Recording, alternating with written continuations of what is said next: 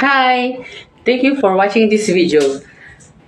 For today's video guys, magluluto po tayo ng kakaibang ulam pero swak sa panlasa.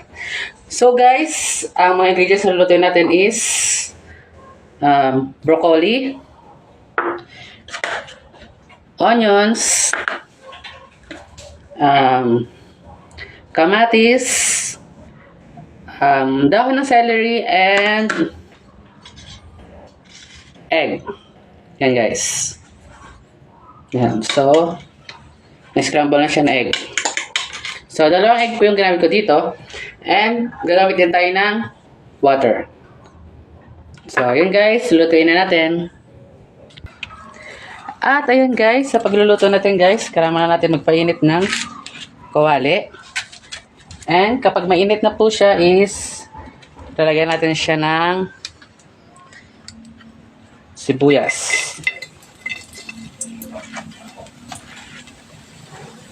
So, again guys, sa pagluluto natin guys, hindi tayo gagamit ng mantika.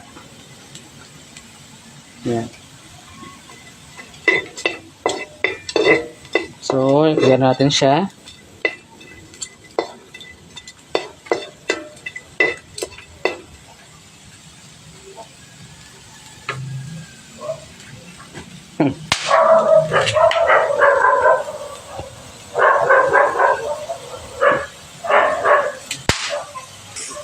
Yan guys, tapos kapag medyo mabango na yung onions, ilalagay natin yung broccoli. At hinalo ko na rin yung water.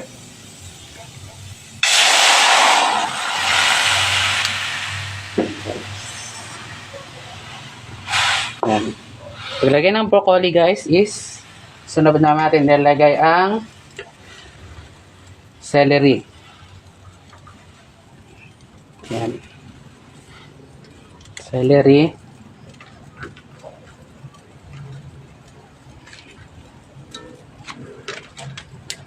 Yan.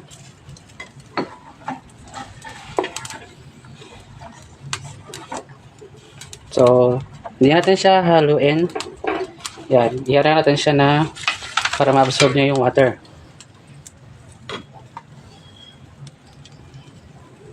Yan. So, ayun guys, sinakpan muna natin at hintayin natin siyang kumulo mga 5 minutes. And then guys, kapag kumulo na siya is ilalagay natin yung kamatis. And halu-haluin natin.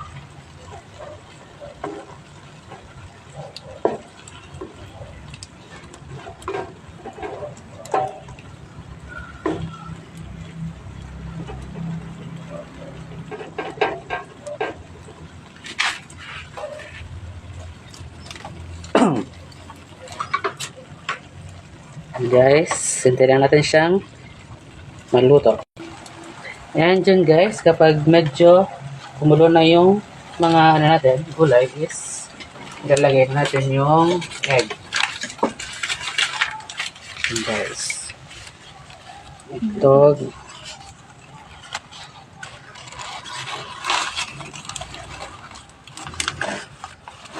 And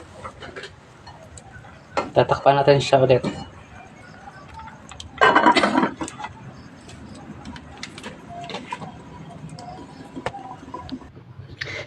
Hello again guys.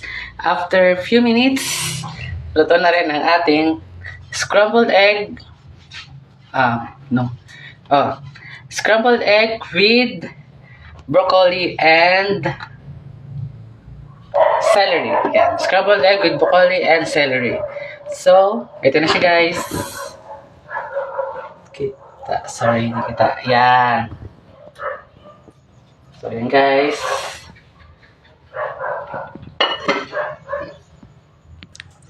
At yan na po ang aming ulam guys.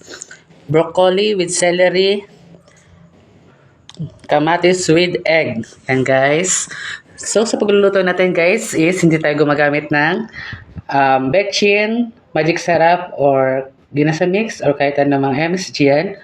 At hindi na po tayo gumamit ng mantika. So yun guys.